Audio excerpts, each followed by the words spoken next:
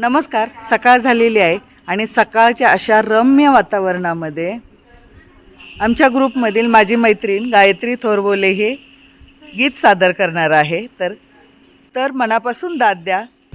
प्रभाते सुरणभिरंगती दश दिशा भूपाळी म्हणती. प्रभाते प्रसन्नवदनी सुहासनी पुनी सडे शिंपिली निपुण स्वरानी. पक्षी आपुल्या मृदुल स्वरानी स्वरात स्वर मिसळती. प्रभाती सुरणभिरंगती दश दिशा भूपाळी म्हणती. प्रभाते. खूप छान.